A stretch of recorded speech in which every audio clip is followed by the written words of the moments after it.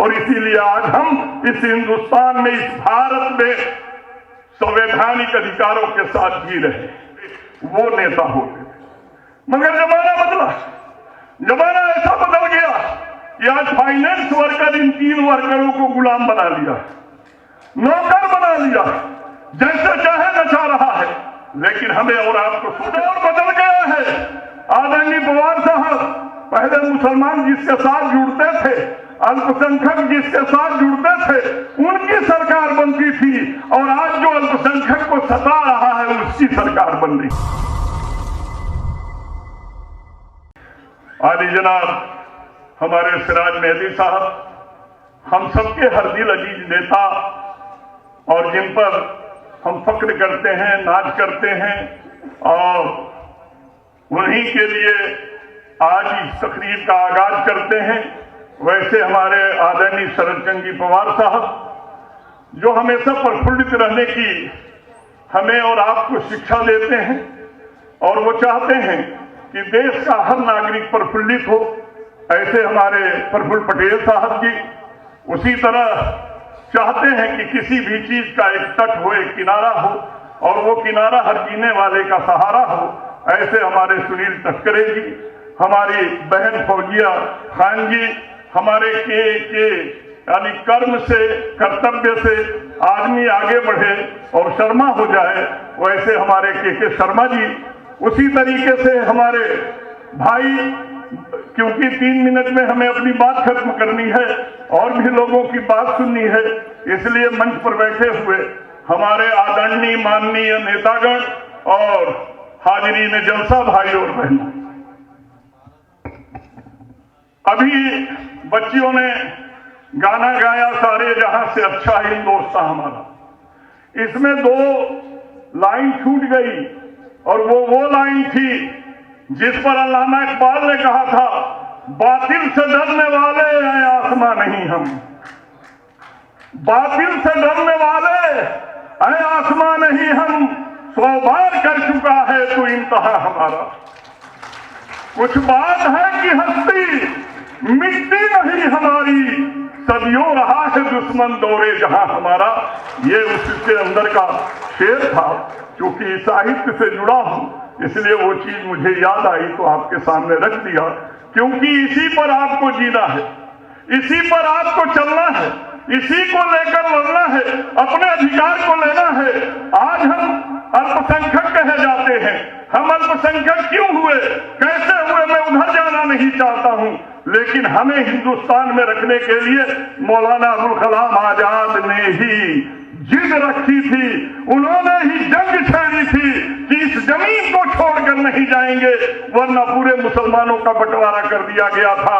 पाकिस्तान के और पूर्वी पाकिस्तान के कुछ हिस्सों में जाने की बात कही गई थी, लेकिन मौलाना आजाद ने कहा, इसी यमुना के पानी में मैंने वजू बनाई है, इसी जामा मस्जिद में मैंने नमाज को अदा किया है, हमारे माँ बाप दादा सभी यहाँ मदफन है, हम उनकी मजारों को, उनकी कब्रों को, उनकी मोहब्बत को छोड़कर नहीं। आज हम इस हिंदुस्तान में, इस भारत में संवैधानिक अधिकारों के साथ जी रहे, संवैधानिक अधिकारों के साथ जी रहे। दोस्तों, जमाना बदलता है तो हर चीज बदलती है। जमाना बदल गया।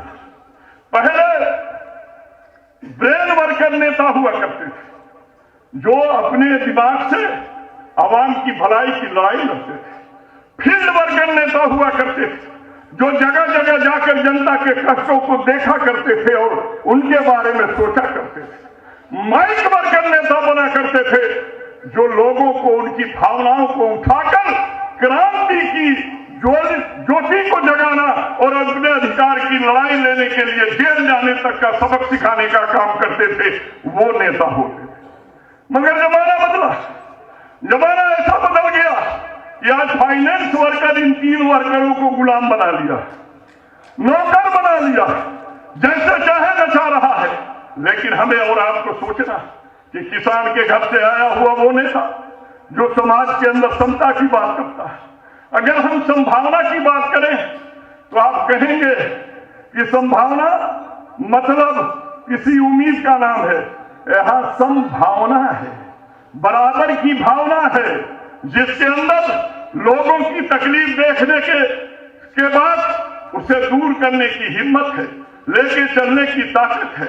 इसलिए मैं उस नेता के बारे में ज्यादा नहीं कहूंगा, लेकिन आप लोगों के बारे में एक बात जरूर कहूंगा, और वो ये कहूंगा कि हर कोई अपनी हस्ती का निगहबान बने, गम की तूफान में संगीन सी चट्टान बने, बाद में चाहे वो हिंदू या मुसलमान बने, पहले इंसान को लाजिम है कि इंसान बने। हमें और आपको इंसान बन करके, आज दौर बदल गया है। आदरणीय पवार साहब पहले मुसलमान जिसके साथ जुड़ते थे, अल्पसंख्यक जिसके साथ जुड़ते थे, उनकी सरकार बनती थी, और आज जो अल्पसंख्यक को सता रहा है उसकी सरकार बन रही। वजह इसके लिए हम भी हैं। हमारा मानना है, किसी कवि ने कहा था, गंगा की कसम, यमुना की कसम, यह ताना बाना बदलेगा, कुछ हम बदले, रानी की रवानी बदलेगी, सतलज का मुहाना बदलेगा, कुछ हम बदले, कुछ तुम बदलो, तब जाके जमाना बदलेगा। बदलना है तो हमें और आपको भी बदलना होगा। हमें आज तो मजहब घरों में रखना पड़ेगा, अखलाक और किरदार को सड़कों पे लाना पड़ेगा, गैर को अपना बनाना पड़ेगा, नबी की उन सुन्नत को लेकर चलना पड़ेगा, जुल्म सह करके भी दुआएं देने की आदत डालनी पड़ेगी, खिदमत करने की आदत डालनी पड़ेगी। ये सारी चीजों को सोचना पड़ेगा। दोस्तों, अब मैं ज्यादा समय नहीं लूंगा, मगर एक बात जरूर कहना चाहूंगा। वो बात यह है, कब कौन सी बात कब कहां कैसे कही जाती है, कौन सी बात कब कहां कैसे कही जाती है, और ये हुनर है तो हर बात सुनी जाती है। ये हुनर है तो हर बात सुनी जाती है। मैं अपने आदरणीय नेताजी का अभिवादन करूंगा, और जो कुछ भी बातें हैं बंद कमरे में आपसे करूंगा, लेकिन आप सबसे एक ही बात करूंगा कि नेत्र अगर ठीक है तो हम ठोकर नहीं खाएंगे, आंखें अगर ठीक है तो हम रास्ता देख कर चलेंगे। अगर हमारा नेता जैसा नेता भारत में अगर कोई हो तो बता दो, हम उसके पीछे चलने को तैयार हैं। हमारे नेता के मुकाबले में कोई नेता भारत में नहीं है। ये बात अलग है कि किसका झुंड बन गया, कौन सरकार में गया, कौन तकरार में गया। और इसी शेर के बाद मैं शेर को अपनी बात को खत्म करना चाहूंगा कि ऐसे आदमी को भारत का प्रधानमंत्री बनाया गया, जमीन पर बैठ कर देखो गगन की बात करता है, जमीन पर बैठ कर देखो गगन की बात करता है, सुमन को रौंदने वाला चमन की बात करता है, सुमन को रौंदने वाला चमन की बात करता है। भारतवासियों ने चुन लिया ऐसे नमूने को, वतन की बात करनी है तो मन की बात करता है।